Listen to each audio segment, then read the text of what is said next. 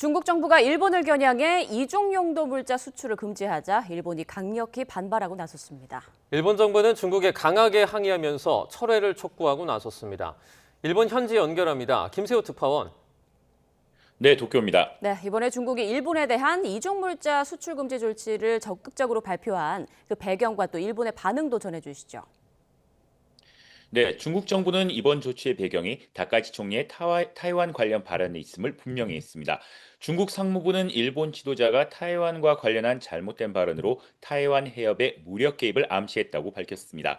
이어 제3국이나 단체, 개인이 중국의 이중용도 물자를 수출할 경우에 이에 대해서도 규제할 것이라고 덧붙였습니다. 일본 정부는 즉각 반발에 나섰습니다. 일본 정부 대변인인 기하라 미노루 관방장관은 오늘 오전 기자회견에서 일본만을 겨냥한 이번 중국의 조치는 국제적 관행과는 크게 다르다며 결코 용인할 수 없고 지극히 유감이라고 밝혔습니다. 이어 중국 측에 강력히 항의하고 해당 조치의 철회를 요구했다고 설명했습니다. 다만 이번 조치 대상 등을 포함한 내용에 분명하지 않은 점이 많고 일본 산업에 미치는 영향에 대해서는 언급을 자제하겠다면서 내용을 자세히 분석한 뒤 필요한 대응을 검토하겠다고 덧붙였습니다. 기아라 장관은 히토류가 규제 대상에 들어가 있는지 여부에 대해서도 아직은 불분명하다고 말을 아끼고 있지만 실제 히토류 일부가 포함된 것으로 알려졌습니다. 일본의 히토류 중국 의존도는 2009년 85%에서 2022년 58%로 낮아졌지만 여전히 높은 편입니다. 이 때문에 중국의 히토류 수출 규제는 지난해 11월 다카이치 사나이 일본 총리의 타이완 유사시 개입 시사 발언으로 중일 관계가 악화한 이후 일본이 가장 경계했던 보복 조치로 꼽힙니다.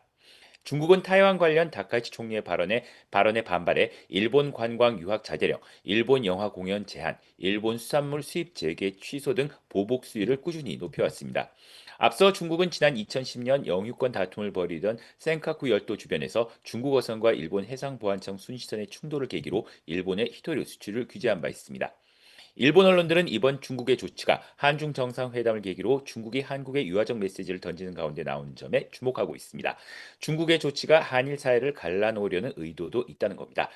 일본 정부가 아직은 신중한 자세를 이어가는 모습이지만 이후 중국 측에 대해 반도체 일부 소재 수출을 규제하며 맞불을 놓을 가능성도 제기되고 있습니다. 지금까지 도쿄에서 YTN 김세호입니다.